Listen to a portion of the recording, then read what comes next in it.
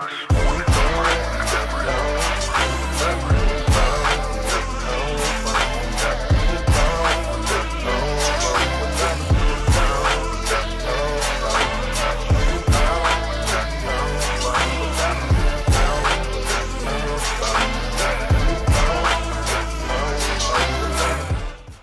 right, to get into today's subject, toxic masculinity is something we've either seen happen, participated in, being young, dumb men, or have combated over the years of our lives. So I want to start things off with, in 2022, how do you think that we can combat or somewhat correct toxic masculinity? Who wants to start us off? I'll take that one. All right. And I'll say we start by combating it by one, stop saying things like toxic masculinity. Masculinity is not toxic. You know what I'm saying? There are men who do things that they shouldn't do, and there are people who do things that they shouldn't do. But masculinity in itself, being a man and doing things that, we believe we should do as protectors and providers, is not toxic. So to me, that's the number one way to combat it. But, anybody else want to chime in? All right, I'll jump in. I say the first thing we need to do is silence the bad stigmas of masculinity. Like there are still men, handling responsibilities, taking care of their significant others, working hard, all that. But media likes to show men, like being jerks or sleeping around, things like that. Like we got to silence that and put more focus on the positive. Okay. Now, before anybody continues, to expand upon Rich's point, toxic masculinity isn't inherently saying that masculinity is toxic. It's simply acknowledging how we've been taught as young men to repress the majority of ourselves as humans, like emotionally and everything like that. Those are the versions of, I say, stereotypical masculinity we've been taught that's toxic. That's what they're really talking about, not masculinity in general. Okay. If I may chime in. Absolutely. It's funny how, like I said, it's only in 2022, and only within America you hear terminology such as toxic masculinity. This is only a first world problem. When you go to third world countries such as the islands, you go to Middle East, those areas, there's no such thing as toxic masculinity. The reason why toxic masculinity exists is because of the feminist movement. Is that it's a terminology that branches off from feminism. And the reason why I'm saying that, because in the 60s and prior to the 60s, you had women understood their place and a man understood their place, meaning the man knew his role as a provider, the protector of the household, and women knew their roles to be traditional. Because of this feminist ideology, women have grown more masculine in nature and realized that biologically and mentally they cannot reach the pinnacle of the equality that they fought for, to be so close, to be closer to the man in terms of equality. So since they can't reach that pinnacle, they try to use words such as toxic masculinity to bring the man down to their level, because they understand that they can't reach our level. Biologically can't reach it. Neither emotionally. We're not biologically the same. Neither emotionally the same. We don't think the same. And that's why they want men to be more in touch, tune with the feelings, as well as us to relate to them, understand them, be more in touch with our emotions. Those are women. That's female traits. Men weren't brought up to be that way. So come to my conclusion in terms of how to combat that. The way we combat that is through the Bible, going back to our traditional values, instilling culture within our community, because we go with the wind. Wherever the culture is, wherever social engineering has evolved to, is where our community evolves to. So we got to get back to the Bible, back to our traditional values, the man as the head and the woman under the man and the children under the woman, the divine order. Okay, I got to disagree with you on some points in there, Joel, because I don't know if you noticed, we're all human. So we all have that emotional spectrum, men and women. So, as I explained to Rich, toxic masculinity was a good bit of what you described. It was us repressing most of what made us human and just sticking to stereotypes. We're trying to combat that. We're not trying to go with that. I would go ahead. No, I was just going to ask, or rather state, when we talk about suppressing our emotions and things that happen, we're talking about an issue that this isn't a 2022 issue. Let me just put that. No, not at all. This is generations of men who've been taught by the prior generation to them on how to handle your emotions, how to deal with your feelings, how to deal with certain things. And so I believe that there isn't a quick fix to how we handle this issue. Now, I do believe that in certain areas, through the way that I was raised and then through my military background, that there's certain areas where I don't have time for emotions. You know what I'm saying? I got time for actions. I got time to I got to do what I need to do right now, and I'll deal with the emotions on the back end, But that systematic problem creates suppression. And then, well, if I can suppress it for now, well, then later on when I got something else to do, like I don't have to worry about it now. I can just worry about it later. And then I keep worrying about it later. And I worry about it later and later and later until eventually that suppression pops on its own. But I think that's because of the position that we put ourselves in, because of the responsibilities that we inherently want to, take on. So, when I come home from work, of course my wife wants to know about my day. She wants to know how I'm feeling and stuff like that. But to me, my children don't necessarily, like, when it comes to doing my job, like, they don't care how I feel about it. They just want to know, can I do the job? Like, period. You know what I'm saying? And even some jobs are like that. They don't care about how you feel about it. Can you do the job? Yes or no? So I believe over time, we've learned, we've kind of converted ourselves into these like robots that we've just been able to just kind of function and just do things. And it's going to be hard to kind of rewind that, because the generation before us, my dad didn't teach me, hey, this is what you do when you get angry. But that's not his fault, because his dad didn't teach him, this is what you do when you get angry, and so on and so forth. So it makes it hard for me to teach my son, or I have to learn through trial and error to teach my son, this is what you do when you're angry, and so on and so forth, or or whatever emotion that you might have. Yeah, and it's just like mental health. It's just always been an issue, but it's just now starting to be more comfortably talked about primarily. Yeah. Go ahead, Shaq. Yeah, go ahead, Shaq. First, Cam, that was a great point that you just brought up. But I want to double back to what Joel was saying. I like how you articulated yourself. That was very, although I disagreed with you, I could see your point and stuff like that. But toxic masculinity began in the 1980s. It was coined by Shepard Bliss. He was a white psychologist, and he was trying to fix what he believed was issues with men, and bring it was a movement for mental health for men because it was neglected. But I understood your point. I understood what you were saying. Personally, I want to start off with what you said, Cam, about mental health. Mm-hmm. Yeah, as somebody that's within that field, mental health has been something that people have been talking about for a long time now, but it hasn't hit the forefront until recently, where we got social media. We got that's primarily what I was thinking reference to. Yeah, like, we got the platforms and stuff like that. And I agree with you, Joel, on the point of a man's role and a woman knowing their role and stuff like that.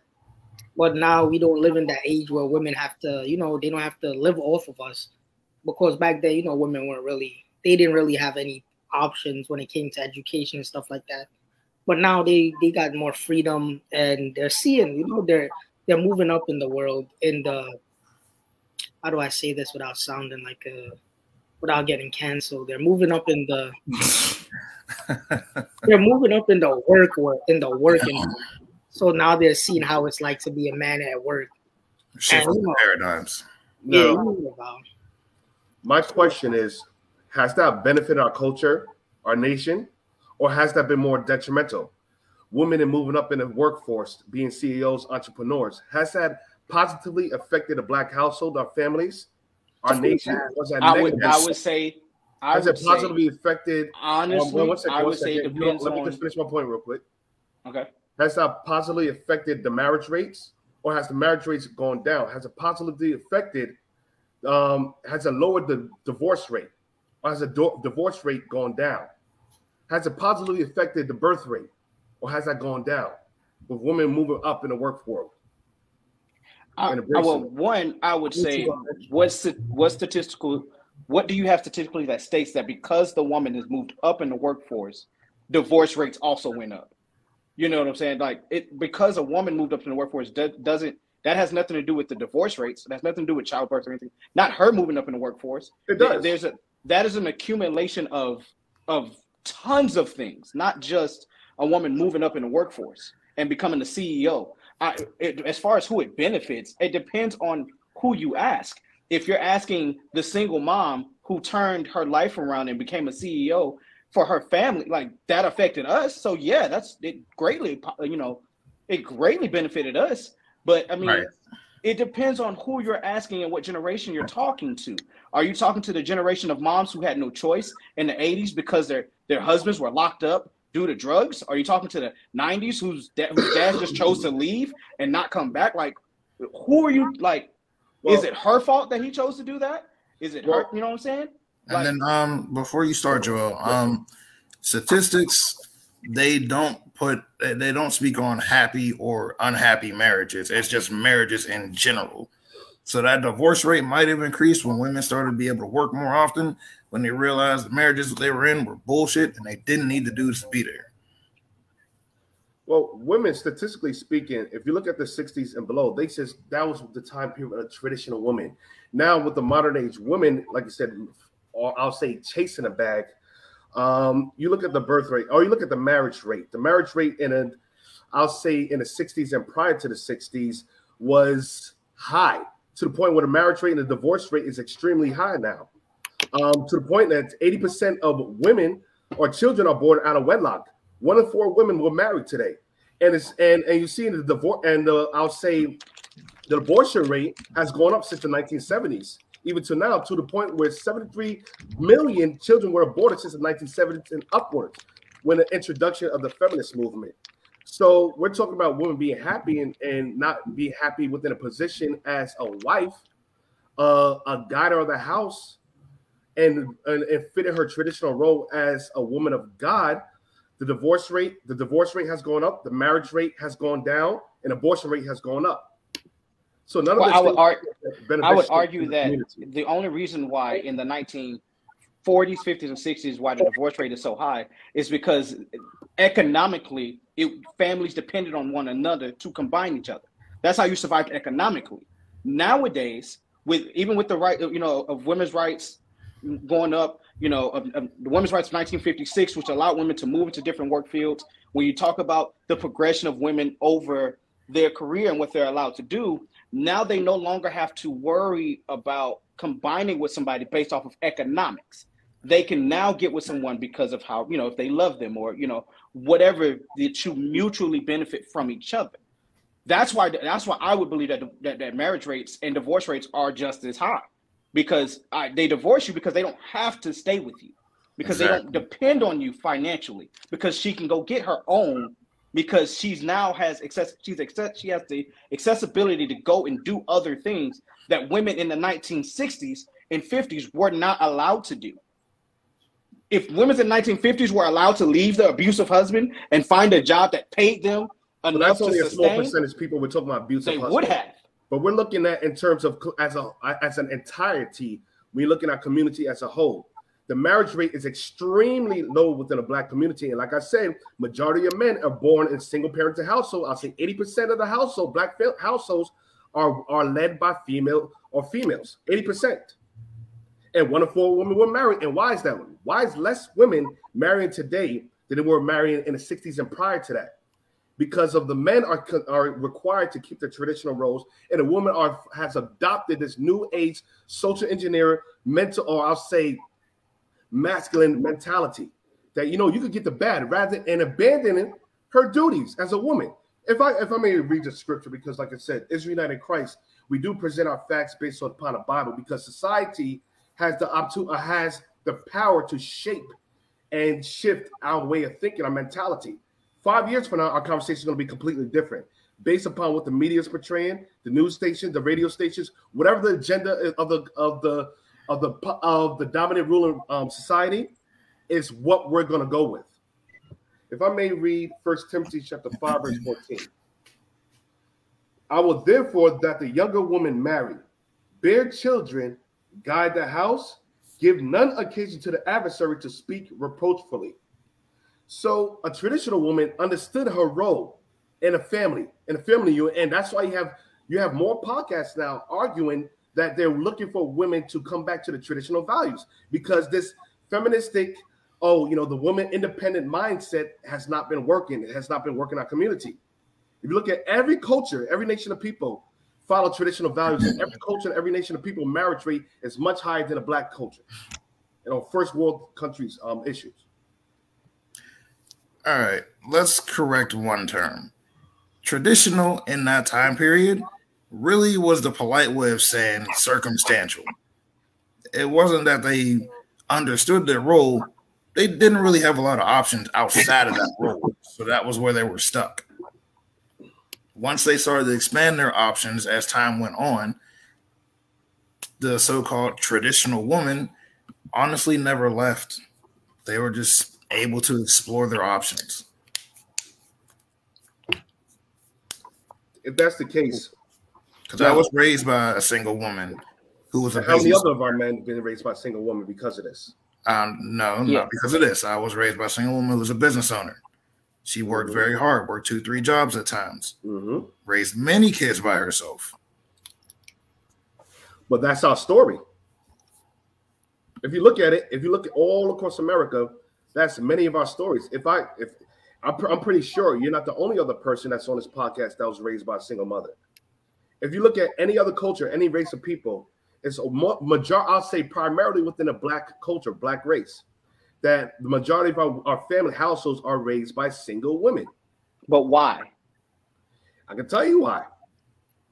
There's been plots and ploys put in place since the 1960s and onward, starting with the feminist movement. You have such like welfare, Section 8, food stamps, WIC, women, infant, and children, also was implemented by the government. And like I said, there's plots put in place. In addition, in order to receive these government subsidies, the man could be in the household. Understanding the power of the black family unit is one of the most powerful forces, and that's why they were looking for ways to break up the black household. So that was the one way. That was the first way. Then you have feminism.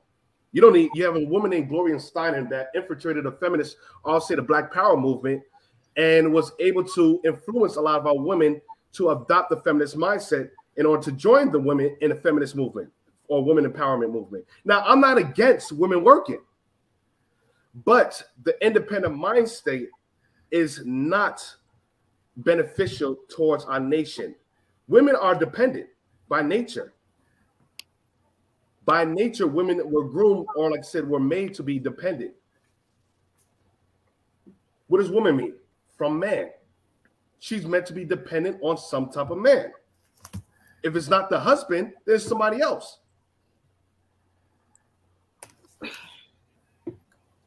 I don't know, because there's so much of that I just, for some reason, I inherently disagree with. Something you're logical that I just disagree with. But it depends on what we're talking about. When you say traditional woman, what tradition are we talking about? What generation of woman are we talking about? The 60s, the 50s, the 20s, the 1800s? What the woman was like in the 1700s? Like, what tradition are we talking about? Because along those lines, all of those women have changed. So what tradition are we talking about? 2000, 1990? Like, what is your normal tradition? Because if we're going off of today's generation, then we have to judge them based off of what the tradition is for today's generation. And it's not the same. Just like men of today don't do what men of 1960s, 40s, 1910, what we did then. So like what generation are we basing this conversation off of? Well, I'm not basing it on generation, and the reason being, like I said, I'm basing it off scriptures, Bible scriptures. Because if you want to go based upon generation and time periods, everything, like I said, up to 10, 15 years ago, you didn't really hear about homosexuality within the Black community. You always heard about down low. So with time, as things progress, as laws are put in place, people begin to change their mindset, way of thinking. Now, homosexuality is accepted within the Black community rather when it wasn't 15 years ago. Even with men wearing dresses today, you have superstars, Hollywood entertainers such as you've seen Will Smith, Sean Combs, Jaden Smith wearing dresses publicly. Whereas 10 years ago, if a man wore a dress, it would look like, wait a minute, men don't do that. But now it's accepted. So it's through social engineering. As time evolves, social engineering evolves, and our way of thinking evolves. Today, you might not say it, but I guarantee 5 years to 10 years later, people might start accepting pedophilia. You might say, no, that's not true. But 10 years ago, men did not accept other men wearing dresses. In the Black community, homosexuality was not looked as something that was open or accepted, but now it's accepted. Just like feminism wasn't really accepted in the 60s. But through media, through advertisement, it became accepted.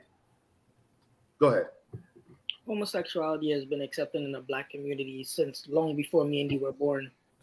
In West Africa, there's a term called yandadu. That's a effeminate man that takes on a male partner for life. And that's a very ancient term. You could Google it. You could look it up while we're here. That's a very common term in West Africa. Homosexuality has been around way before. It's been around, but it was never accepted, widely accepted in the community. That's why they call it down low in the 1990s. It wasn't until recently you see homosexuality being out in display. And the reason why is because certain laws were enforced. And it's being pushed in our school system even more. Homosexuality was accepted until the Catholic Church went into power. Exactly. It was something that was a part of certain cultures for a long time. There's literally cultures in Africa that before we were even born who raised effeminate men, who raised men to be genderless and other forms of non-gendered folks. But I get your point. I get what you're saying. Pedophilia has also been accepted, widely accepted, for a long time. We just don't call it pedophilia. You know why? Because then we would have to talk about our uncle that we gotta tell our little nieces, yo, you gotta put your skirt down a little bit. You know he's a little touchy. You gotta talk about the men like R. Kelly, Bill Cosby. You gotta talk about the hundreds of men that has gotten away with it. But we don't call it pedophilia because more time people don't believe it. Don't believe when people come to them and talk to them about it. Yeah, you got to talk about your homeboy that's 22 talking to the 16-year-old. You got to talk about the homeboy that's a senior in high school talking to that freshman who don't even know, who can't even leave her house at a certain point in time. Well, what I'm saying is it's being practiced, but is it right? No, it's not. Right.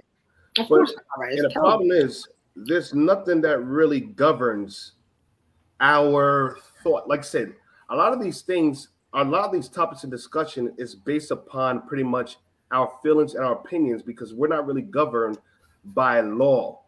We're governed by emotions or caprice, feelings. Whatever I feel inside is whatever I want to practice and what I want to evolve into. And that's why, like I said, society has adopted or developed a platform pretty much for anybody, any way how you feel. Or if I feel like I'm a girl, I could transform it to be a girl. You know what? It's illegal to call me a girl, even if I'm biologically a boy. So it's like as we evolve through time, as time begins to move forward, our way of thinking begins to evolve. Now we're to the point where we're practicing pronouns. I don't want to be called a he. I don't want to be identified as a gender. So if you look at it, where it started with feminist movement in the 1960s, allowing women, like I said, to be able to. Now, I'm not against, like I said, I'll say it again, I'm not against women working. but I am against a woman abandoning her traditional values and what the Most High God made her to be. God made her to be a nourisher. God made her to raise children, to guide the house. That's what the Bible require says. her to not work. Huh? That would eliminate her ability to work. If she has to tend to the household and consistently nourish the children, when is she going to have time to work? My question is why should she do that if the man isn't being the traditional man? Exactly. You see what I'm Well, saying? the man will have to change and become the traditional man. Not so traditional man. When I say traditional man, I'm talking about a man of God. Biblically, the man is the protector, the provider. He's the one that's supposed to take care of the household, guide the household, provide for the household, make sure the wife, she has a clothing, she's provided for. Even when you look at the animal kingdom, mice, before a woman, a female rat will lay down with a male rat, she'll make sure that the male rat has a place for her before she even lies down with her. So yes, we are, like I said, a lot of our women are put in a position where they do have to fend for themselves, but we as men have to step up and put ourselves in a position so that we can protect our women, provide for our women, house our women so that what? They can stay at home and provide for the children. Now, if they want to work on their own business, they can, but the woman has to realize that the reason why she was created was to what? Bear children, guide the house, and raise the children, educate the children. But now, because of the woman's working, the man's working, both families, both partners are outside the household, who's raising our kids? The school is, the public school system, and we wonder why the educational values within our community is diminishing because the woman, the mother was the person that's supposed to instill values, morality. Now the schools instilling their values, their morality, their education, their perception, their theology, their philosophy in our kids. I would say that I'm sorry, go ahead. And I'm a teacher, by the way. Okay. Yeah, I just have a few concerns about that because we're not looking at some of the other problems in the community. Now, like it would be ideal if parents could take more time out their day to pay attention to what goes on with their kids. But we have to consider the fact that, you know, this economy, a lot of people are fighting for livable wages so that you got mom and dad or sometimes a single parent out working 2-3 jobs just to feed their kids. They never get to see them. Like that. That's one of the reasons why, you know, men and women have been falling away from these traditional roles because they don't have time to decide who's going to be the at-home parent, who's going to go and win the bread, because both parents have to work. So women can't just immediately fall back and stop working and be that supportive role described in the Bible, because then the family's going to be broke because the dad has to work 2-3 jobs and he's still not getting by to feed his family. Like we have to consider that part. Like we can't always compare, you know, like to biblical roles or even other animal species, because there are certain species where, you know, women are the hunters or the males are watching the kids. Then we have to consider the fact that, you know, some of these new ideas that you say are, you know, being socially engineered into us. Like we have to understand that some of these things that are being talked about, they've been happening for millennia.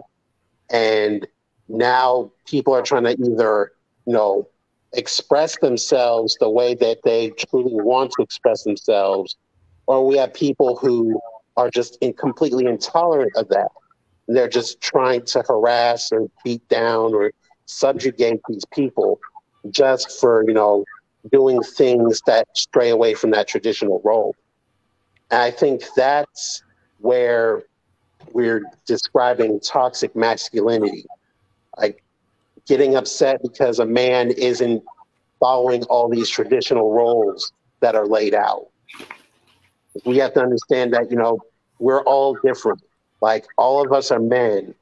we all have different perspectives on life. Some of us are more in touch with our emotions, our creative sides. And back in the day, that would be considered too woman-like. But now we have a chance to say, you know what? It's okay for a man to have feelings and express them, talk them out.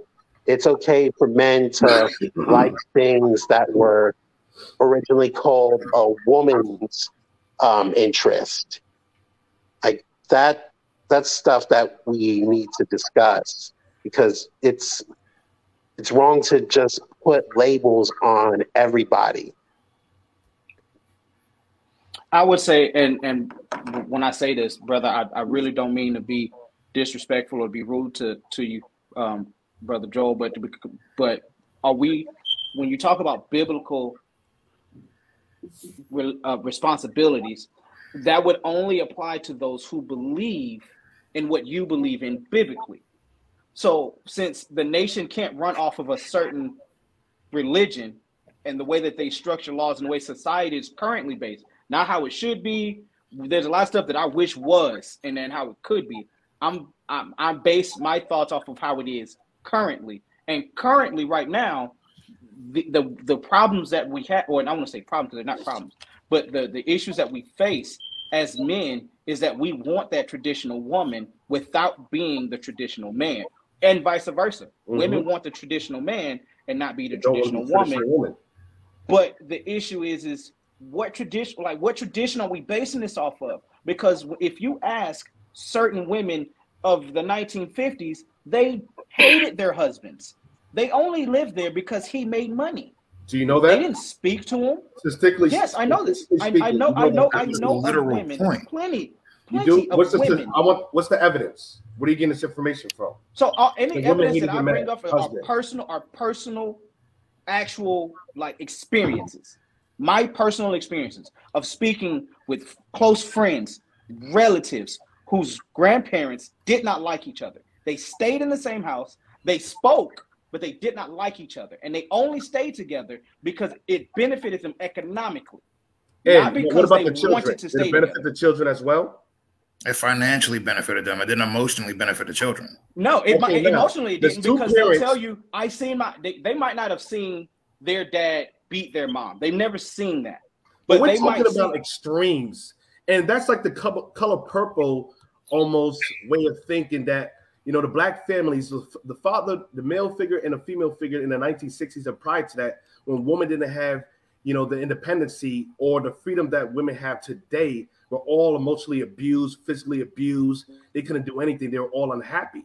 That's the picture that's painted throughout the media. But you're basing it off of one or two people. Now, in order to make an assumption such as that, you have to base it on statistics. I mean, a wide range of people in order to make a statement such as that.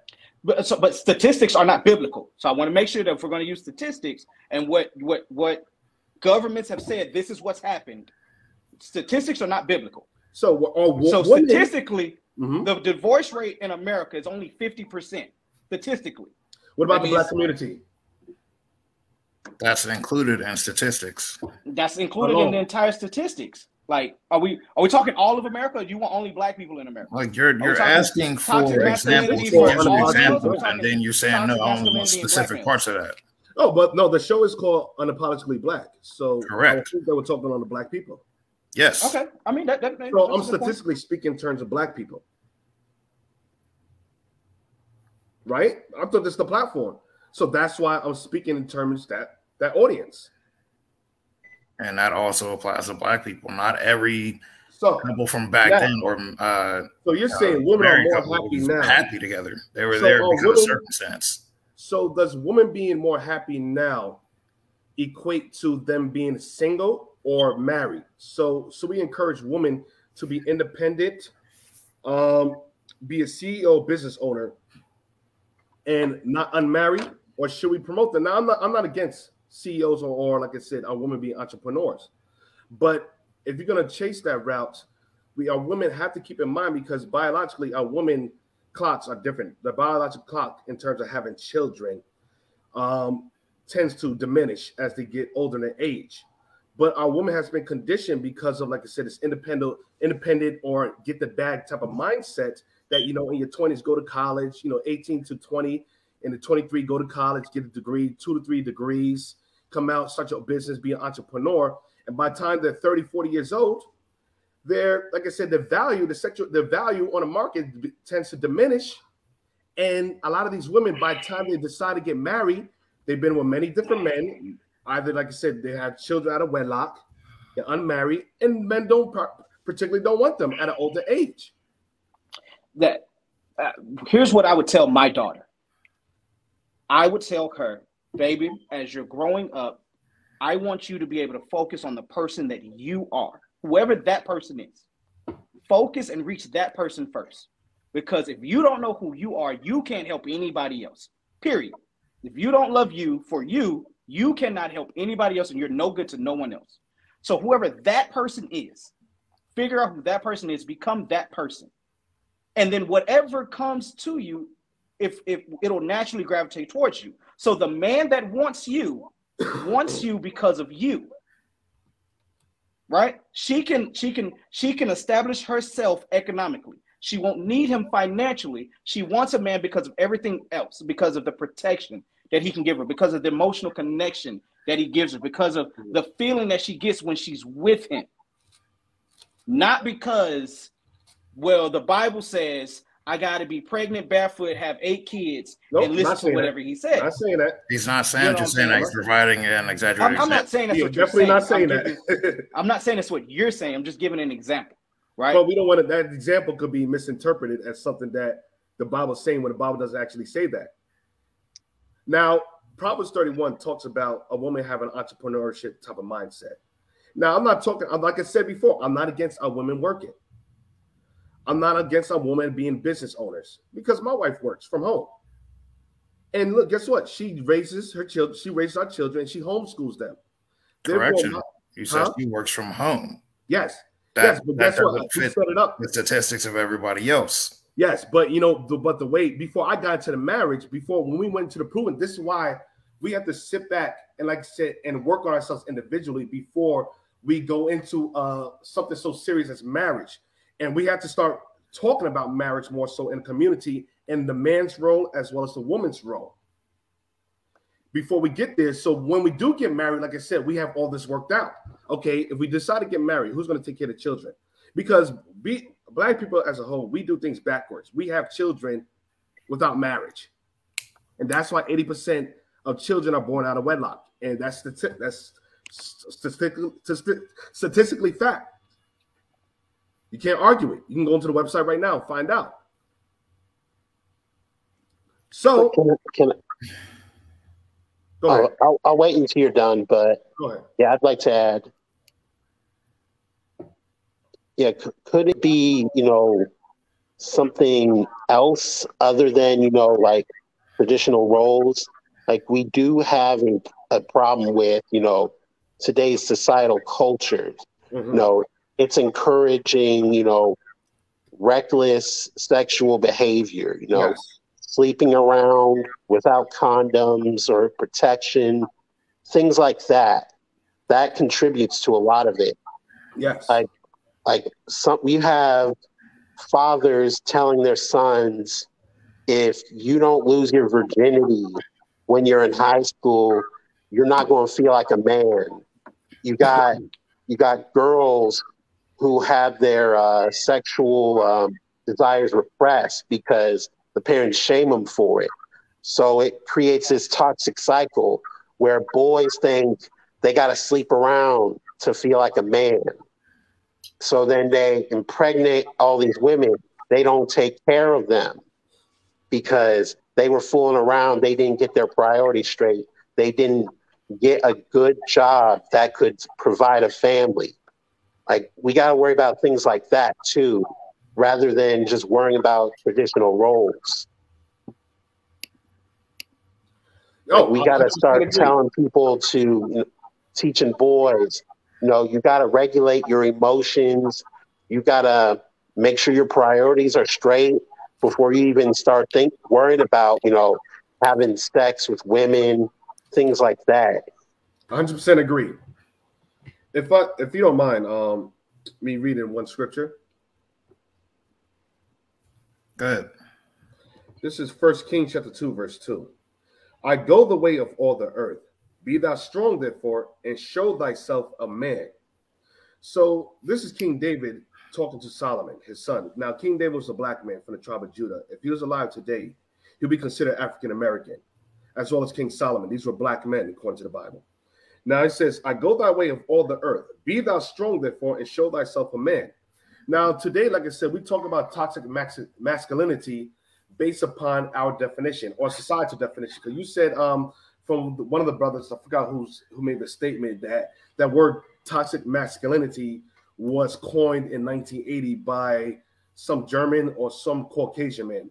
Correct me if I'm wrong, please. Yes. Yeah, his name was Shepard Bliss. He was an American. Okay, American man. So a lot of these terms that we're discussing is based upon people that enslaved us and ruled over us and instilled their morality as well as theology within us. Even like in terms of the conversation that we have is based upon what was instilled in our community by them. Like feminism or where we are today as a whole was engineered by the ruling class. But at one point in time, if you look at every culture is governed by some type of law, constitution, government. You go to China, you go to Arabia, Japan, everybody has something that they base their morality, their society, their family, their civility on. But when you come to black culture, we don't really have anything that governs us. So we take whatever's out there by the masses or articles, what's being displayed in the television, the movies, and we adopt these things and we try to create our own type of culture because there's no real guidance within our community. But at one point, we were guided by the Bible. The laws of the God's laws structured our way of thinking. It structured a household. It told you what a man was. It told you what a woman was. Why? Because God created man and woman. And by creating them, he created us with instructions so that we wouldn't be having these conversations. And because we strayed away from the instructions of how a man is supposed to be and how a woman's supposed to be, we're having this conversation. Now, let me read the next verse, then I'll let you guys speak. Before you read that verse, yes. Wouldn't what you're teaching right now, not teaching, wouldn't what you're promoting right now be in the same with you saying that preaching our oppressors theology? No, absolutely not. The Bible has nothing to do with Christianity or religion, and that's the mistake within society. Was it not? No. The Christians in the Bible, they were called Christians in Acts chapter 11, and the Christians were Jews. The Jews are blacks, Haitians, Jamaicans, Latinos, and that's why, like I said, this information that is not being taught. When you read Revelation chapter 1, verse 14, Jesus Christ was a black man. You guys should know that, right? Yes, Jesus with skin of brass. Hair of wool. I would say, I'm not saying that I don't believe that, but I would say this only applies to people who do believe that. No, but those that do not believe that. Theologically speaking, if you go to Russia, if you go to anywhere in Europe, they show black images of the prophets. And I got books that shows that, and that's just Bible facts. The only issue is we've been discontinued and we've been so far removed from our culture, our true culture, and slavery. They re-identifies, reclassifies. That's why you're called African American. You're called West Indian. We were classified at these titles or nationalities. We were given that our culture. But what you're promoting right now isn't our true culture. It is the true culture. We are the Israelites according to the Bible. The problem is, but were they not the minorities of Africa? In ancient Africa, we had the structure. We had the same structure. The holy man, the holy mother, and the holy son. We had that structure, but we also had that structure outside of the Bible. Because remember, Egypt. We had Egypt. Egypt had that same structure. Egypt had that Holy Trinity structure with Horus. The Trinity has nothing to do with the Bible. The Trinity is paganism. I'm not talking about the. I'm not speaking about the Bible per se. I'm using the example that you're using, the logic that you're using when you said that we're straying away from our original spiritualities and stuff. But what you're pushing is also not our original spiritualities. We and had how do you know? because the Jews were a minority in Africa. The Jews lived in Africa. You know, Israel is in Northeast Africa. Yes, I know that. It's in the Horn of Africa. Yeah, I know that. So the Jews was not so much, like I said, we inhabited much of West Coast Africa, West Africa, where you have the Ghanaians, you have the Igbos, the Yorubas, and the host of, yes, I know, and the earliest sites of Jews were in West Africa. Yes, I know that. And they was taking out ships to America. The Bible documents that. Yes, and I know that the Caribbean. I know that the Caribbean was the West Indians trade route from West Africa, and it spanned to North America. Yeah. Now that's all biblically based. That's all Bible prophecy, and that's what and that's like I said. And I don't speak when I speak in terms of the Bible. The Bible has nothing to do with religion. Religion that we adopted in America, it's all. Think about it. Everything that we know about religion has been taught to us in slavery. Name one religion that we practice that wasn't taught to us. I know that, and that's what I was saying. What I am saying, I'm not disagreeing with you. What I'm saying is the logic that you're applying to toxic masculinity and terms like that is the same logic that can be applied to your teachings, because that was not the only teaching in Africa that practiced that structure. You had the pagan religions that practice that structure, like in Egypt, like in Nubia, like in Sudan, even in ancient Mali, they had that structure. Yeah, because Israelites lived there. But we don't want to veer too far off of the topic. Yeah, I'm about to say let's not go too far off. Go somewhere else. Yeah. I want to change the whole conversation to the topic. So let's get back on point. I know it's a lot. So that's all right. It's all right. What I was basically saying is, although what you're saying is not wrong about the structure and stuff like that, toxic masculinity isn't a term that, yes, it was coined by Shepherd Bliss, but that ideology has been around long before he was alive. He did research and brought it into light in American culture during the civil rights movements of the 80s, because we know the civil rights movements didn't stop in the 60s. They span from the 1890s all the way until current day. But what I'm talking about is the fact that even though it is coined by our oppressors or pushed by our oppressors, what he was speaking about and what he focused on was our oppressors themselves that push that toxic masculinity. We still have that behavior that we still have to address within our community that falls within that role of toxic masculinity. And it has been there since. I never heard men really talk about toxic masculinity, more so women. Yeah, because I will agree with that. And women, I hear women really try to suppress that masculine nature that's naturally embedded within men. That's not true. Women want us to be, because like I said, I was listening to something today, in an argument. Like I said, a female reporter brought up, she said, listen, she was discussing a point with Jordan Peterson, and one of the points she was saying that men, and it's from a woman's standpoint, men need to be more in touch with their nature. Men need to be more in touch with their emotions. And then it started evolving. So to start with that, men in touch with emotion, with their feelings and stuff. Then she said, listen, to the point that we shouldn't even, if a boy wants to play for doll, let him go play for doll. If you want to change his gender, he can change his gender. It started evolving. I said, wait a minute.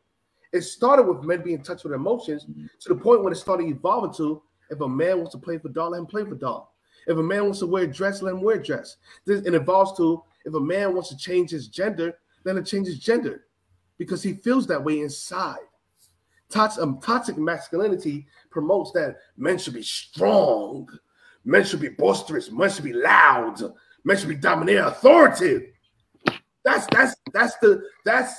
society has made that to be almost like it's a term that's to be outlawed, when that toxic masculinity is put predominantly within our community. But when you look at all the races in the earth, Chinese, Japanese, everybody got their culture, everybody got their government, everybody has an army but us. And we're arguing about toxic masculinity being strong.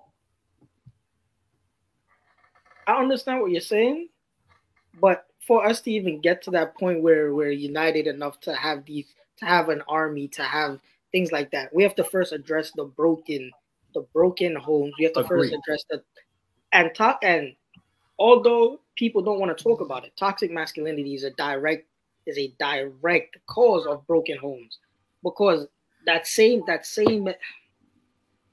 hold on, let me reel myself in. I was about to get a little. Yeah, let me ask you a question. So, how does toxic masculinity, in your opinion, anybody else's opinion, how would you perceive it affects the household? I was just about to get to that. I'll let you go.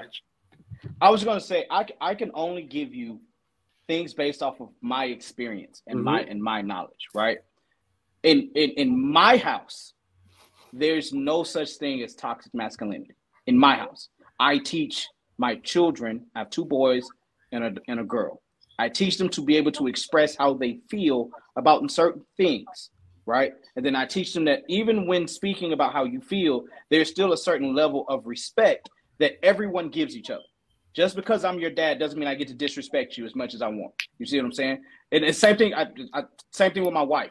Just because she's my wife doesn't mean I get to talk to her any kind of way, because I pay the bills, because I run the house. And so I'm just saying, in my house, from what I experienced, and with the guys that I allow in my circle, I ensure that we all have the same mindset about how we treat women, you know what I'm saying, and how we treat our family. So I don't know personally of any toxic males that just kind of run amok and do whatever they want to do, because I don't allow those men in my circle. You know what I'm saying? So now, that's all I want to ask, because we got to be careful with the terms, because everybody has their definition of what toxic masculinity can be. Like I said, we take the original definition, then we kind of manipulate it to our environment. But because in terms of when I see toxic masculinity, now I'm not, like I said, I don't agree with abuse. No man should touch a woman, lay hands on a woman ever. If it ever gets to that point, you walk away. You leave the house. And listen, I don't argue with my wife. We don't argue. You know why? Because we communicate. Now, like I said, when the Bible, people might say, "Oh, you guys, that's toxic." Now, we don't agree with laying hands. We don't agree with being verbally abusive. But the Bible does speak about the man being the head of the household. Now, do we look at that as toxic masculinity? Because people in the world look at that as not toxic masculinity. Huh? That's where it gets a little skewed. Yeah, that's what I'm saying. We got to understand. Let's come to the definition. What is toxic masculinity? Because the world would say the man being a head, that's toxic.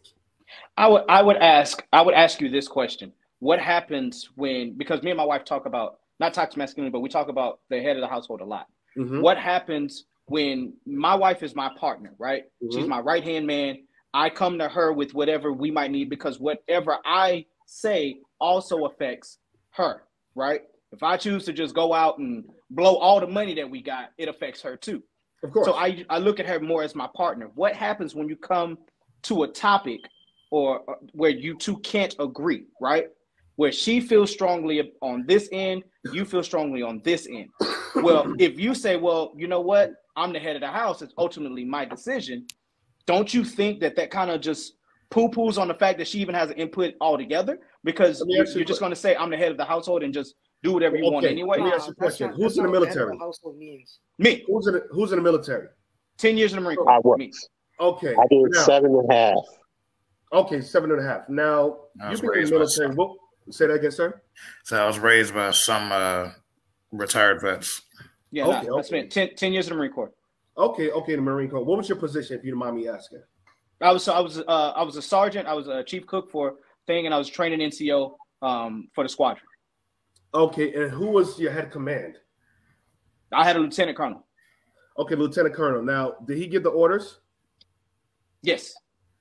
Now, were you able to argue against those orders, or if you weren't in agreement with your head of lieutenant command, did you just walk away? Was that accepted if you disagreed and did your own thing within the Army? I wouldn't call it. If I disagreed with something, I was able to voice my opinion So you told them. Everybody in the army is able to voice their opinion. I believe because no. Because that's when you start pulling hairs. Because I can't speak for what one singular person may do while they're in the military. I'm asking towards the army. I don't want to believe. I want to know exactly what happened. That's what I'm telling. That's what I'm trying to state you. There is no black and white. This, you know what I'm saying? All of these are gray areas. So you can say, hey, go do this. And depending on if it's legal or illegal, then I'll tell you, hey, I believe there's a better way of doing this. Now, ultimately, if you want to get to your point, ultimately at the end of the day, it will be, well, if he says, no, go do this, then okay, I'll go do that. Because if I don't do that, then I'll get in trouble. Okay, right? Yes. But what happens if what he said do, then turns around and messes up and puts you at greater risk for something else? Now, you see what I'm saying? Do leaders make mistakes? Yes, of course. Absolutely. Okay, that's a part of growth as a leader. Now, in terms of, like I said, this is 1 Corinthians 11, verse 3, just to show you the order, the divine order, and how this. Before you go to the scripture, can I add to this piece? Yes. Go ahead, sir. Okay, so I was in the Air Force. Mm-hmm. I was a contract specialist, and basically, it was my job to spend everybody's tax money to get stuff for the base. Yes, so sir. What's interesting about my position is, even though I was lower ranking, if I was holding a warrant, I would be the ultimate decider of how this contract gets written. And my signature makes it law. So you could have a lieutenant colonel or above come to my desk and yell at me about, I'm the lieutenant colonel. This is what I want. This is how you're going to do it. Me being the contract specialist with a warrant makes me a contract officer. I can say, no, this is the law. This is what needs to be done. So this creates a moment where we need to sit down, renegotiate everything, and talk about, what it is we're going to buy. So I think that would better model like modern day relationship between a husband and wife, because the husband can say, look, I'm the man of the house. This is what I want to do. And then the wife can say, no, you know what? No, because you're going to mess up my life. You're going to mess up the kid's life. And it causes, husband and wife sit down, talk these things out. Now, what we need to understand is that, men who think just because they're the man in the house, they can't just use their aggression to control everything. Do we all agree on that? So there's a question in the comments, and I want you to answer this. It was saying, obviously, in military ranking, there's no partnership, right? Military ranking, we aren't, unless you're talking to somebody of the same rank, there's no partnership. In marriage, don't you believe that it should be a partnership, or do you believe that it should be I'm ahead of you and then you're under me? Well, like I said, I use the military example just to show the structure. Now, in marriage, but a military example that you gave is a structure that can't be argued. No, now, I think I'm going to show you that. And like I said, and I'm showing you that in terms of there's going to be certain decisions that the commander or the lieutenant that's going to make that you might not agree with. Yes, it might, like I said, there might be an error, but guess what? You follow them because you understand that's your head. Now, I'm not saying that there's not going to be issues in the household in terms of, at the end of the day, like I said, the man that's ahead of the household might say, you know what? We're not going to go with that. We're going to go with this. And then something might go wrong. So would your answer to be, is a marriage is a partnership? Your answer would be, no, it's not a partnership. It is a partnership, but at the end of the day, the man gets the final say. And I'm going to say this. Because it's a structure. Because if we get to that point, it's almost as if, like I said, we could pretty much go on and say that, you know what? Then the children's a partnership. That the husband and the wife has no authority over the children.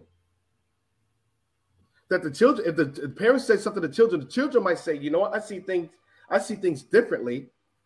And given I see things differently, mom or dad, I'm going to go this way. But there's repercussions for that. Because the way you believe, your belief systems, what you know, your experience, you're going to tell the child, no, do it this way. Because you're giving authority over that child.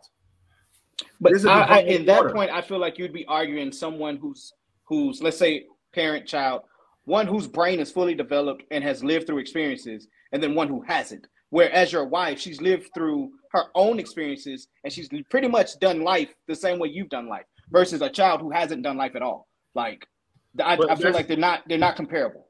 But you guys are having the reason why I use that example, because, like I said, biologically and mentally speaking, men and women are not bred the same in terms of our mindset. We have different thought processes. Women are emotionally, more so mostly led by their feelings, right or wrong. Women, more so than men, are led by their emotions. Because they were allowed to explore them more than men. No, I'm saying biologically speaking, women, just by nature, women are. That's why women are more nourishing. I mean, man is more so as a disciplinarian, and a woman is looking more so as a nourisher. Biologically speaking, women are more feminine, in touch with their nature, where men are made differently from women. Women has certain chemical makeup that makes them more nourishing and emotional, more attached to their feelings, rather than men. Men are more so logical. Can I add to the part about feelings? Like, hold on, Kim. Before you expand on that, Shaq, you were, I don't know what you were saying, but you kept getting like talked over. What was your what were you expanding on, man? The miscommunication that you guys are having. I think you guys are misunderstanding Joel's point. What Joel is saying is, yes, a marriage is a partnership, but in his belief, he's basically saying that the man leads, right? And when he's talking about leading, he's not talking about just ignoring your wife, because I know for a fact Joel doesn't ignore his wife. No. I know for a fact he takes what she says into consideration while making decisions, and they sit down together and make decisions together. And she trusts his judgment enough to allow him to say and do certain things freely, which is credit to his character as a person. What you guys are arguing is separate. And Joel, the child's relationship and the partner's relationship, a child and a parent's relationship is two different things than a partner. But I get the point that you're making with that. I get the point that you're making with that. And I think the point is lost in the way that you're saying it, because they're not really understand. Me and Joel have similar aligning views when it comes to marriage. We have differential views when it comes to social and society and theologies. So I understand what he's saying to an extent, and I can show where you guys are misinterpreting his point. He's saying that although I am the man and I'm in charge of my household and I'm protecting my family, I will take my wife's advice and I will listen to my wife, because she also has an equal footing in this relationship and in this marriage, and she is the one that is in charge of raising my children to be better. She's in charge of educating my children, in charge of the household. So he does take his wife's opinion into consideration, no? But my question, I'm not saying that you don't, but where does that leave her and her feelings, as far as if you make the wrong decision, right? And the way that it ends up is she was right. Where now she's left to deal with the ramifications of whatever decision you made, while also having to deal with the fact that she might not feel as heard because she's saying what should happen and you chose to go a different route. And that's where he comes in and apologizes to her and takes her advice. Okay, but what if I wanted him to say that. Because it'll help expand how masculine toxicity isn't really there if you're a decent human and a decent man, and so he can explain like, yeah, I would just do this with my wife and do that, blah blah blah. Yeah, had he not gone with the military example, his point would have been far easier to understand, and it would have been misconstrued. Yeah, his military point was good. There's order in the military. Yeah, I get that point, but there's order that can't be argued in the military. That's where the argument came in. At the end of the day, this order, but at the end of the day, the husband is the head. Yes, he could take his wife, like I said, opinions or like her say so to consideration. But if he doesn't see it at the time, if he decides not to go with him, that's his decision. Now the wife, as long as it's not illegal, you're not going to lose the house. Now I'm not talking about the husband has a gambling problem. He's doing drugs or something like that. I'm talking about a man that has his head on his shoulders. Right. Man, you know what I'm saying? I'm talking about that type of man. A man that has his mind right. A man that's we're arguing the same point, just a different side of the coin. Yeah. Now, like for example, the Bible has a divine order. The man, the woman, as well as the children. The man is the final authority. Now, I'm not saying that the man and the wife can't communicate with each other and he hears her out. That's happened in the scriptures many times with Abraham and Sarah. Sarah said to Ishmael, cast him out, but he should not be in an inheritance with my son. Abraham didn't listen to her. And guess what? The Most High said, yo, listen to your wife. She made a good point. But at the end of the day, Sarah didn't argue back with him. God had to intervene. But Sarah didn't argue back with him because she understood that Abraham was her head. Now, do leaders make mistakes? Yeah, they're going to make mistakes. Everybody makes mistakes. It's a part of being human. Exactly. But the wife has to be on the same page as the husband. And like that was cause even more conflict. If it's, like I said, if it's not illegal or it's not something that's turned that you're going to lose your house, the husband has to have a good mind on his head. I'm not talking about a dummy. Because yes, some people that's simple. That she should have chose the right spouse in that case. She should have proved the man better than that. If she's not going to trust in his leadership. But if the woman decided that, this is the man that I want to be with, this is one I'm going to trust to lead me, then allow him to lead. Yes, voice your opinions and how you think that like things should go. But if he decides not to go with it, it shouldn't be an argument or a deal breaker. Trust his leadership. If he makes a mistake, let him realize the mistake. That's a part of being a leader. Go ahead. I have a question for you, Joel. Yes. And I think this will clear the air and bring us back to a certain point in the conversation where we got lost at. What is your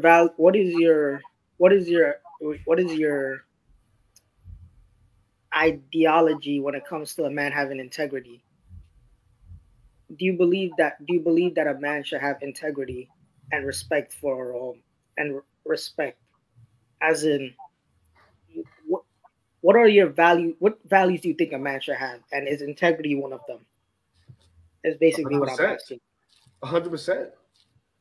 A man should be a God-fearing man that keeps God's laws. That's going to keep him from cheating. That's going to keep him from abusing his wife. That's going to keep him provided for his household and his family. That's going to keep him from stepping out, abusing her, physically abusing her, talking to other women. A God to be brought up in God's principles, God's laws. That's what's integrity, is morality. I mean, he should just want to do that off rip if he wants that woman. But that's not natural in our society, though. No, it's natural. It's completely natural. And the majority of our men are not doing it. And that's where toxic masculinity comes in. And and your answer, because I understand your arguments and I understand how they align with your beliefs. Mm-hmm. I knew your answer would be that, and I was waiting for you to finish your answer so that we could go back. Because at that distinction that you just made between a man with integrity, a man who loves his wife, who wants to work with his wife, who wants to do everything to make his marriage work and love his wife, that's where it cuts off. Because there are men that have been in that position as head of the household that have pushed the ideals that, it's okay if you go fuck a couple bitches, bro. Who cares? He has no integrity.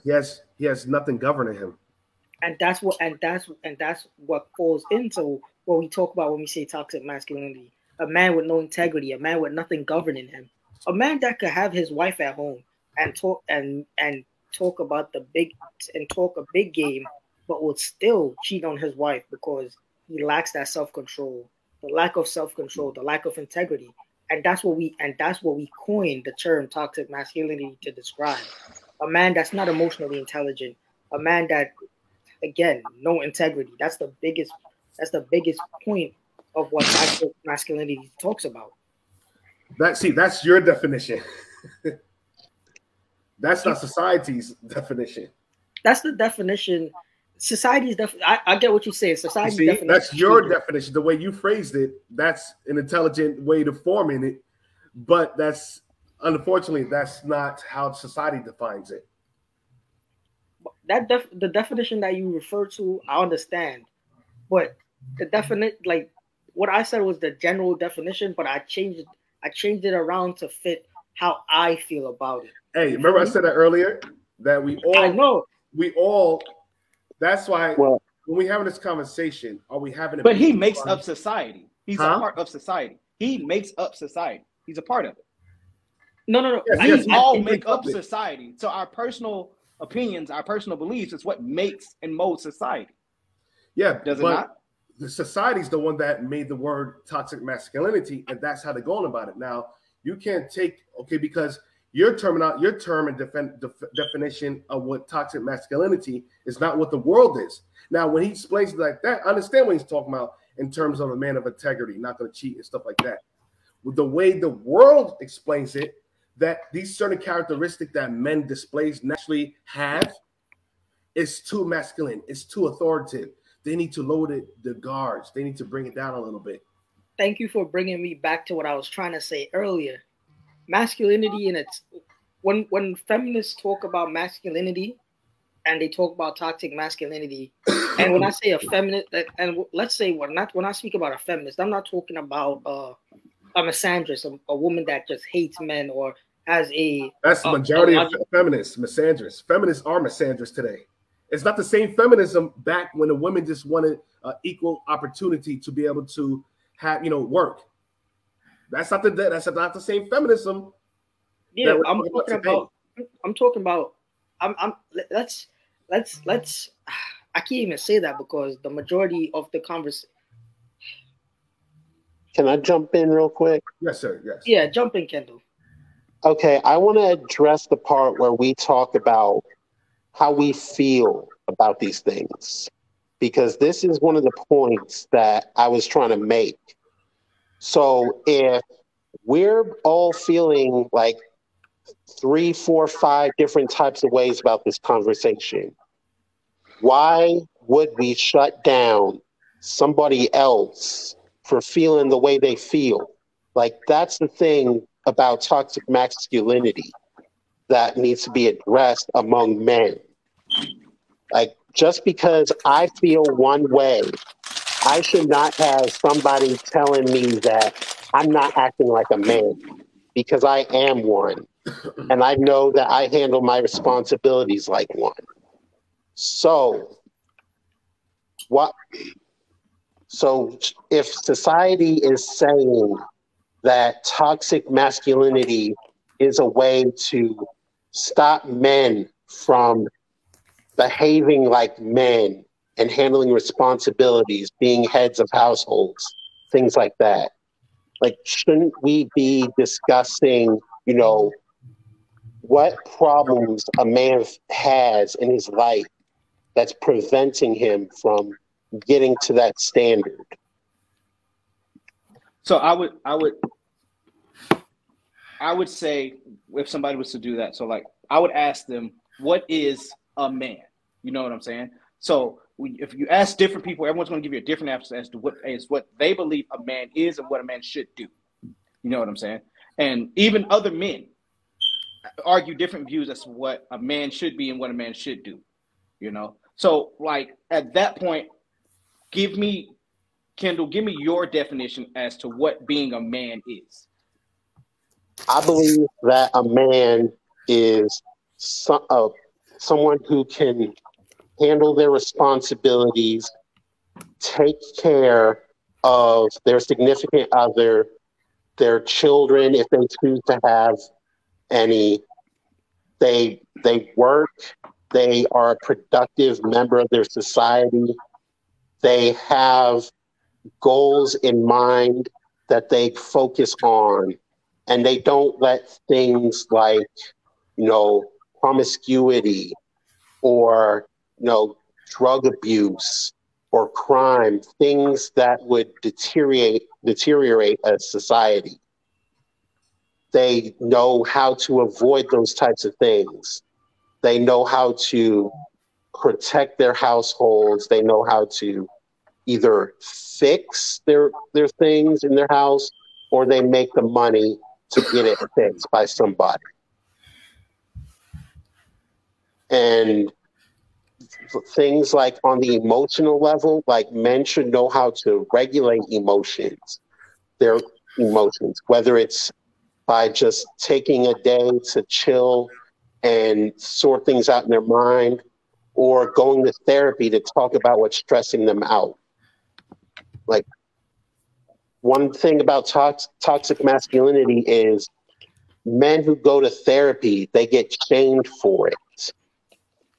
Like, we need to stop doing that to men. Like, if you're out with your boys and they're telling you, oh, you're feeling that type of way and you're going to therapy about it, like, are you a man? Those are not your boys. They need to be dropped. You got to find some different friends to keep you on track.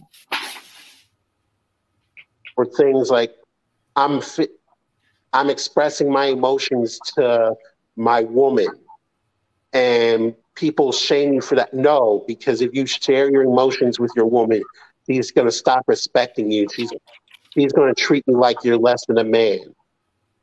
Like, we should stop saying that stuff too, because that's not entirely true. Maybe there are women who think that way, but that's because they watch toxic men in their life say that kind of stuff. So they think that's how a man is supposed to be. Like, those are the issues that we got to address. What DeAndre, because you haven't said much. What is a man to you? What is a man? And in summation, pretty much the same things as Kendall. You know, you're goal oriented, you're emotionally stable, and you know how to properly regulate your emotions. You have full respect for the entire family, and I won't say agreeable, but you're understanding. You know what I mean? Mm-hmm.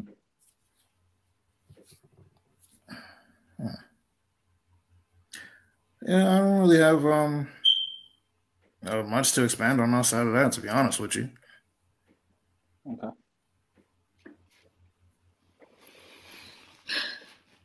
Chat, you want to chime in here?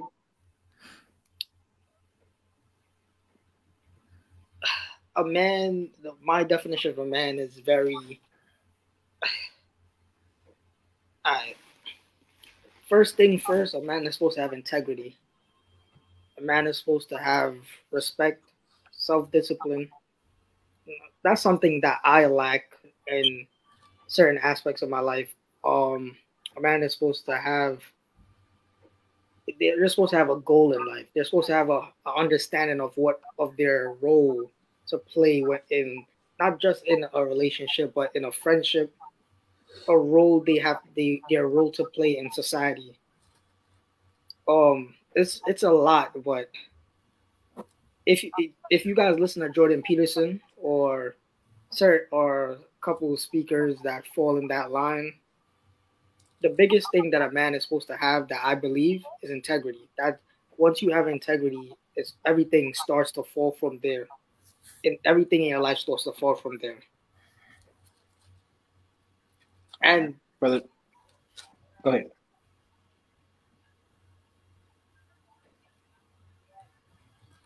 Go ahead, finish. I was just going. Oh no! I'm sorry. You can continue. No, I was just going to ask Brother Joel his definition.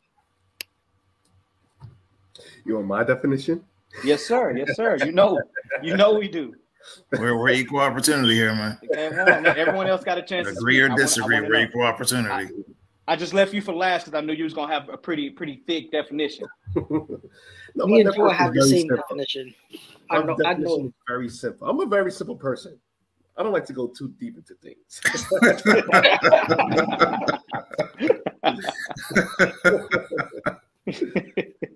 Let me give you my definition. I don't have my own definition. Okay. I can read my definition if you don't mind. Oh, man. Thank you.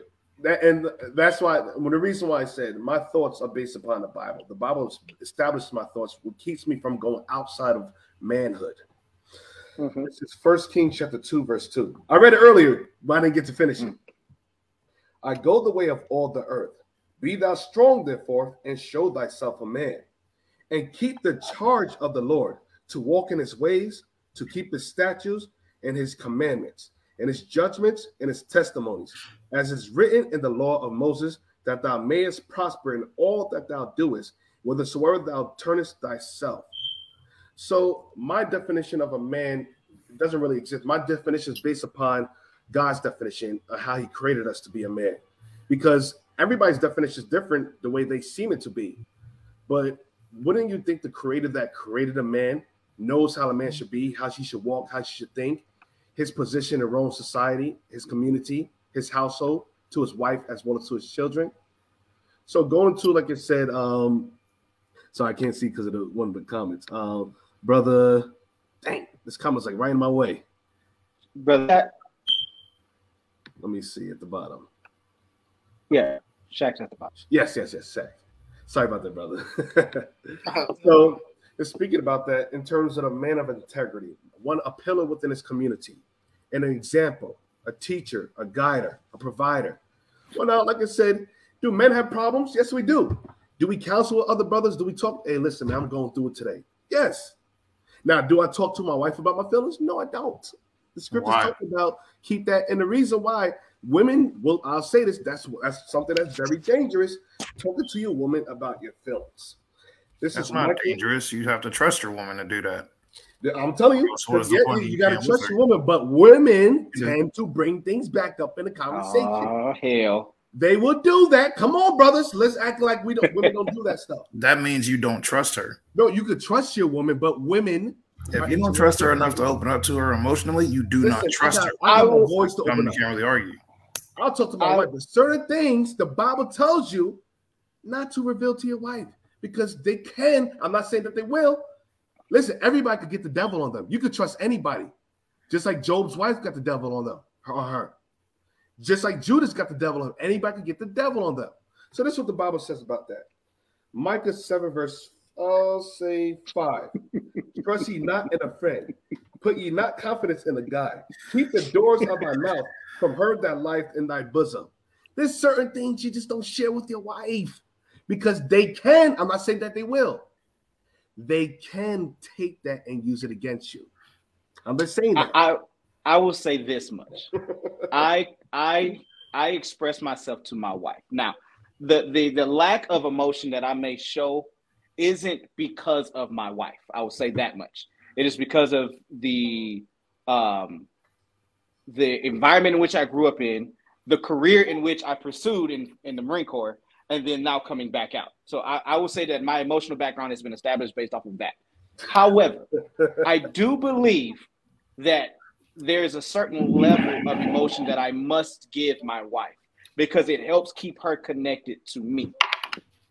So I allow myself to be vulnerable to her, but I do, in a sense, I do keep certain things, or I word certain things a certain way.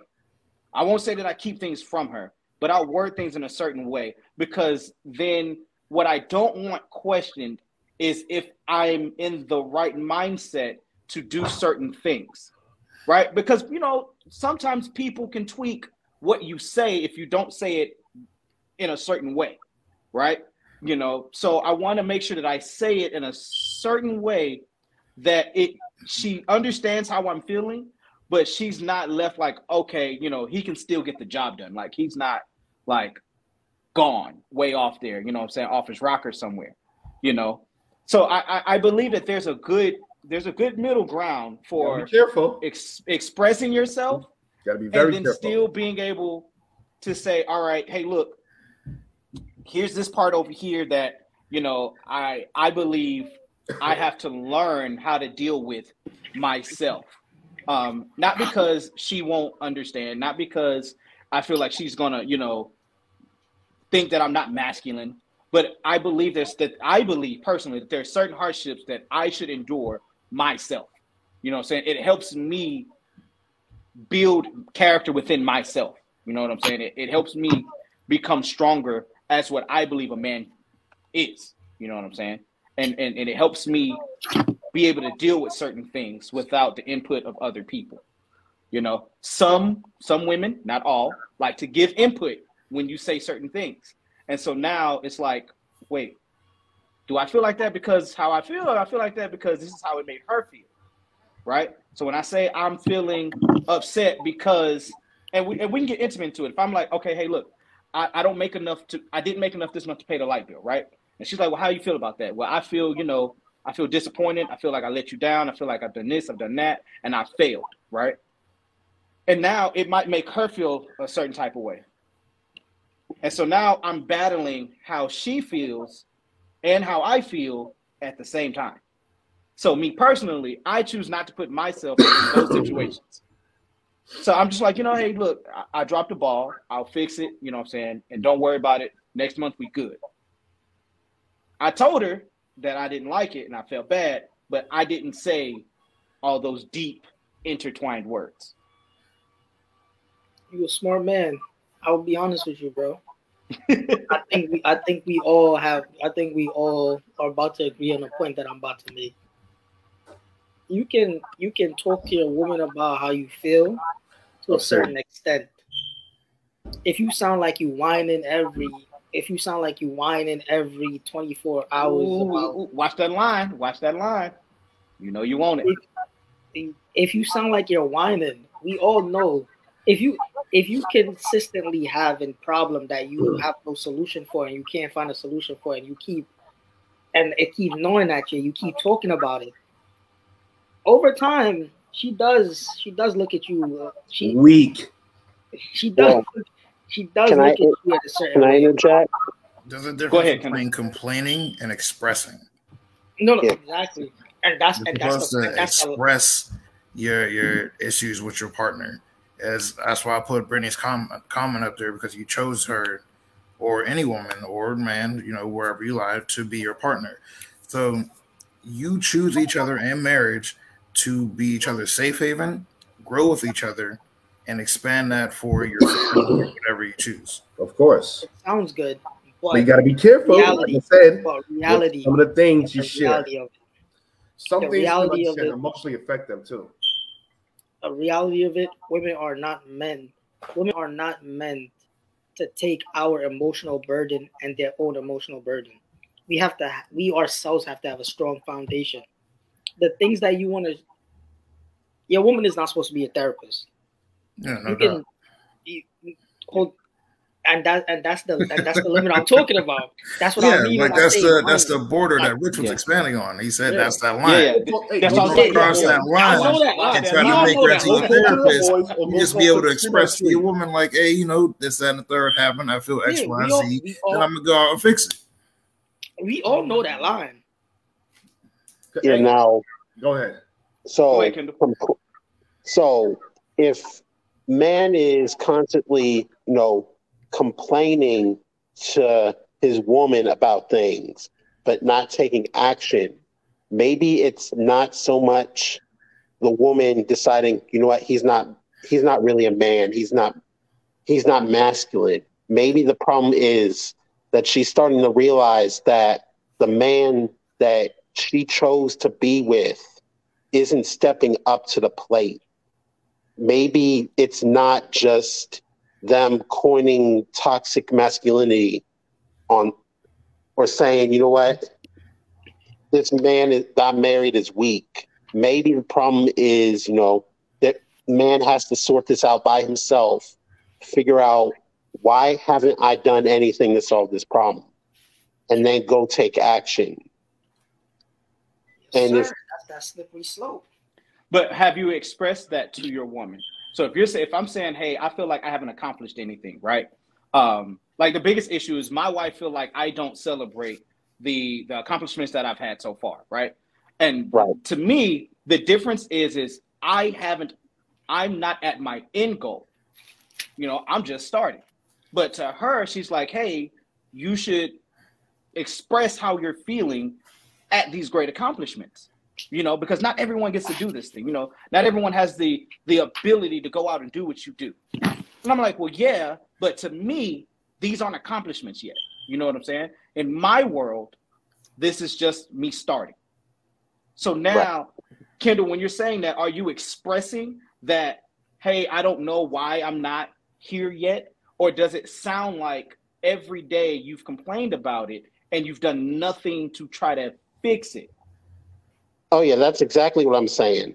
Like that's what, when you're a man explaining yourself to your woman, like that's the thing you need to ask yourself before you start continuing these conversations. Like, I completely agree with you. Mm-hmm. No, I agree with you guys, and like, Brittany, I would like to read Brittany's comment real quick. In reality, I'm happily married, and I am more than capable of carrying his emotional burden with him. And there are women out there like that. I have a friend of mine that's a therapist, and she's more than well equipped to carry an emotional burden of her man and hers. And I know women like Brittany are out there, but they're in the minority. Let's talk about it. They're really in the minority. There's certain women that you can't go to and speak to about how you feel as a man without being looked at different. And that's a lot of women. But at the same time, there are a lot of women that you can go to and, you could talk to, but you still got to know.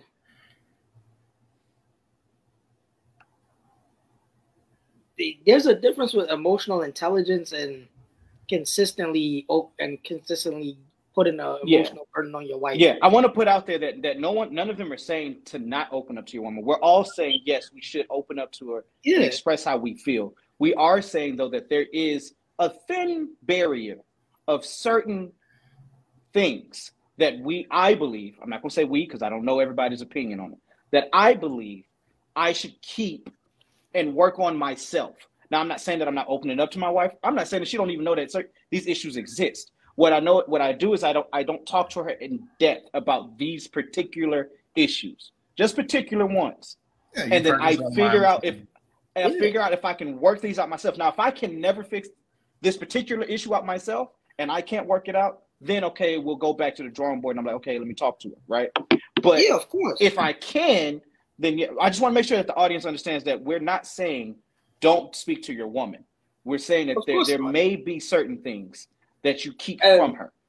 And what we're saying right now, I'll be honest, bro, there's too many literature from even before our time. We could go back to ancient Greece where niggas is like, hey, bro, you can talk to your woman about certain stuff, but hey, bro, if there's certain stuff you gotta keep to yourself. Don't let it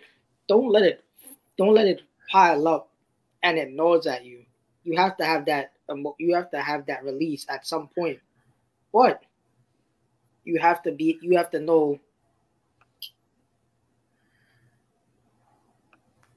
Sorry, I just read something in the comments.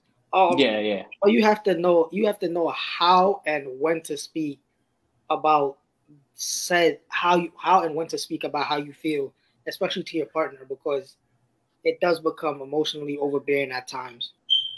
I'm going to expand it to just beyond our partner because we've been talking about our partners for a while. But just as men interacting in the world, right?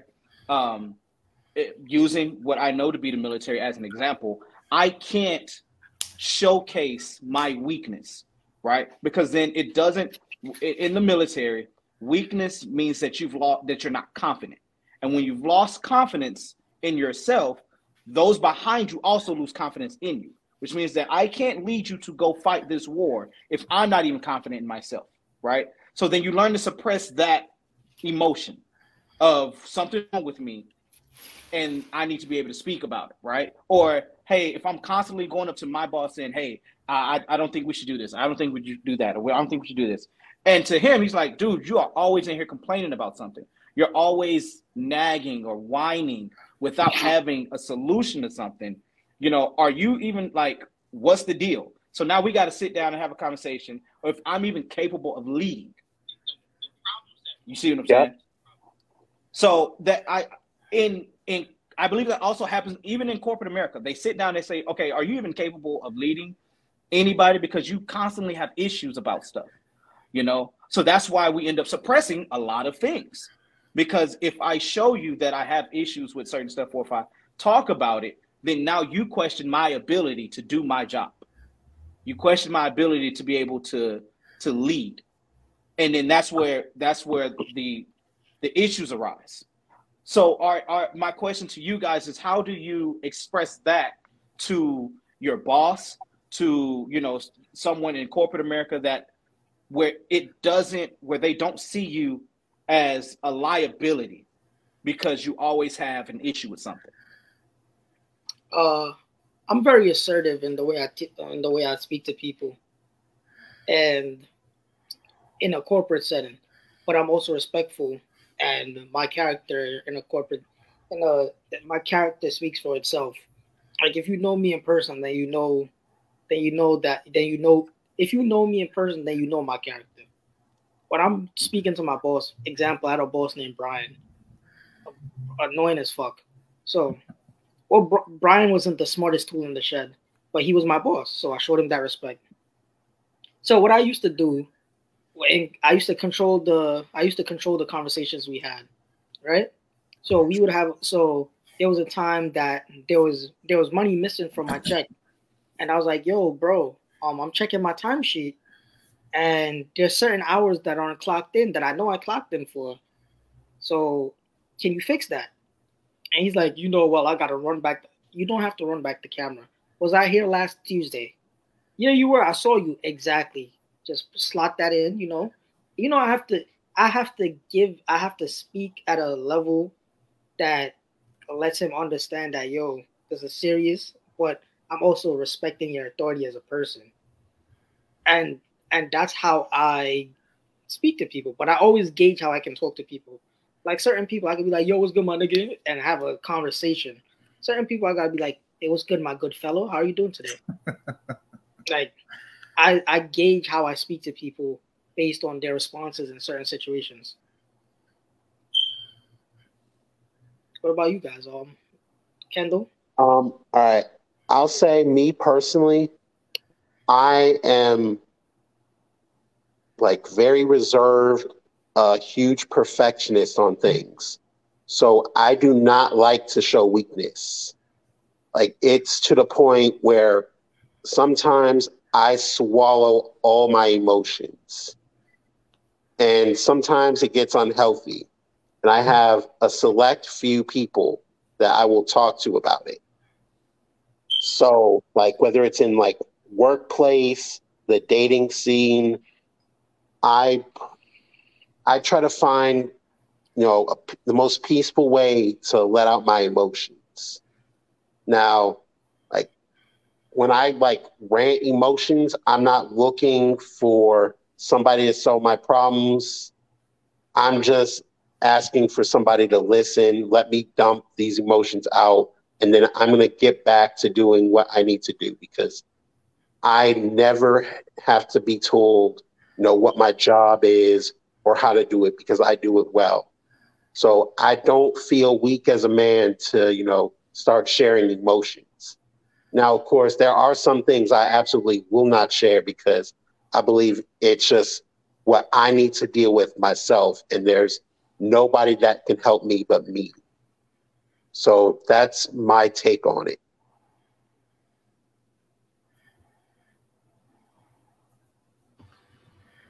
So how space, brother Rich? And like I said, like you guys were saying, there is a thin line. Women, like I said, there's a comment that says, "I'm not an anomaly." Women are begging their men to be emotionally intelligent, to open up so we can connect on a level deeper than the physical or financial. So a lot of that, and like I said, a lot of this is woman characteristic, woman traits, female traits in terms of wanting to connect on a deeper level. You don't really hear men talking about that with the woman. I want you to connect and open up on a deeper level, because women biologically are more shaped that way. More nourishing, more emotionally attached. And men are shaped towards, strong. Men don't really talk that much. Come on. Women are more chattive or talkative. Men, we don't. I mean, I like chilling. I like being to myself sometimes. I don't like talking all the time, talking on the phone. We don't do that. We don't open up all the time like that. And once in a while, like I said, we have problems, whatever. We'll talk to our boys. Hey, listen, man, I'm going through some stuff. Now, there's certain things, like I said, you don't want to talk about with your woman, because, like I said, a lot of times women look towards the men for leadership qualities. They like to be secure or feel protected and safe. Anytime they feel that position or they feel some type of insecurity or that their man doesn't have a hold on himself, the man that she's trusted to lead the family, women tend to separate themselves. Say, you know what? Maybe I need to be independent because he's breaking down. He's complaining. He's supposed to be the strong one. He's supposed to be the leader of the household. And another thing, sometimes you got to be careful too, because I'm not saying all women, but you do know those women. Anytime they get mad at you, what do they say? That's why that nigga dick small. Come on now. Come on now. Or she'll share all your secrets. Put all your stuff out there. If they want to get back at you, sometimes, I'm not saying all women.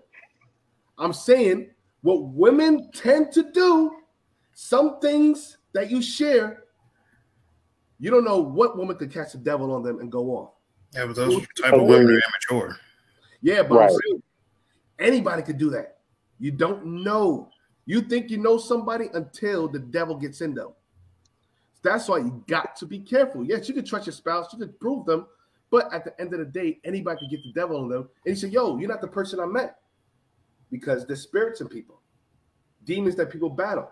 You never see somebody until they really get angry. Let me just read this one scripture real quick. I am, like I said, I do base everything off of, like I said, the Bible, because Israel United Christ, we are a faith-based organization. Hold on, let me cut you off there. While I do appreciate you keeping your points very short and concise. We got 14 minutes. Hey, I didn't talk for a long time. You know that. I asked one question, and it's been going on for almost 2 hours. Yes, sir. Yes, sir. But continue. Yes, this is one scripture. This is Sirach 25, verse 19. This is why I say you got to be very careful. All wickedness is but little to the wickedness of a woman. Let the portion of a sinner fall upon her. So that's why you got to be careful. Women, like I said, are men wicked? Do they do things? Do they reveal secrets? Yes. But the Bible says all wickedness are but a little wickedness to the wickedness of a woman. So that's why I say you got to be careful of the things you share. Some things you talk to your bros. Some things you could talk to your wife, but there's a thin line. Short and concise. Can I ask a question? Yes, sir.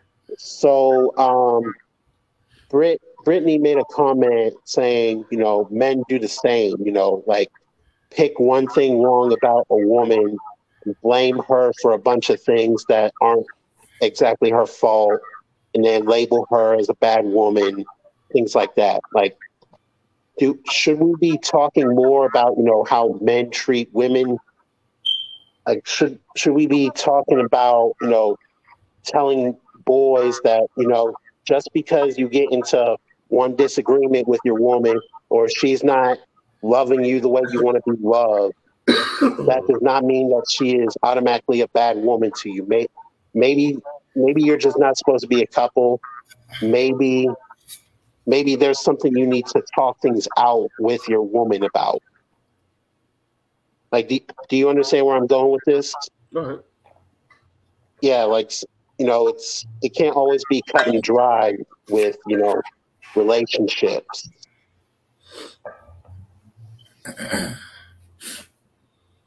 Well, I feel when it comes to this argument, it's like when you marry somebody, the whole for better or worse also adds the whole like emotions into it too. So like if you're not feeling a certain way, you're supposed to be able to express that. You're supposed to be able to trust each other to be able to keep that within your household and be able to properly manage it. I just read what God says about the characteristics of a man and a woman, and that's what guides my decisions. Because a lot of us could think about something about somebody until you find out that you got a Jada Smith. I'm just saying, somebody that you're emotionally attached to, that you think loved you for all those years, comes and stabs you in the back. You just got to be careful. Protect yourself, brothers. Now, the funny things, for some reason, we've been having this conversation about toxic masculinity. There has to be another conversation about toxic femininity or feminism. Because everything's a one-sided argument. Everything's always put on a man, but the woman got to understand too, they got to play an equal role. we want to have this conversation. Hold on. We do cover both sides. We do have episodes in the future covering all that type of stuff. I know. Both sides are covered, but right now we're talking about just. We're gonna bear responsibility on just. Yeah, I know. I'm just our men. But I remember you said that you had that. This is only the first question. Did you have other questions? No, I knew I only needed this one for it to go that long. I just stated I asked that one question, and I knew what was going to transpire from there. Okay. Because obviously it's a hot topic, especially in today's generation. Yeah, and it's such a heavily layered question. It's a heavily layered thing. But as we can see, it'll veer off into so many different lanes, right? And so many different branches can come from it to be the cause or even the root of what people trying to be toxic. But I just want everyone to know that masculinity in itself is not toxic. Correct. That's something that a lot of people take it. And males' emotions are also not toxic. Being angry is not toxic. How you behave out of anger may be considered, toxic or the wrong thing to do. But being angry or being upset, disappointed by something is not inherently toxic. And then that's just one thing that I preach to my boys. I understand that we all make up society, and I only control maybe 0.00001% of that. But I'm going to ensure that the boys that I raise, they understand that their emotions can be spoken on, and they're allowed to have them. There's a way to do it, and then there's I don't want to say a limit, but there are certain things that I believe that you should have as a test to yourself. Things that you should have just to yourself, and to be able to endure those things yourself. I agree. I agree. We do got to speak to our sons how to deal with those emotions rather than taking out and gang banging and go kill another brother.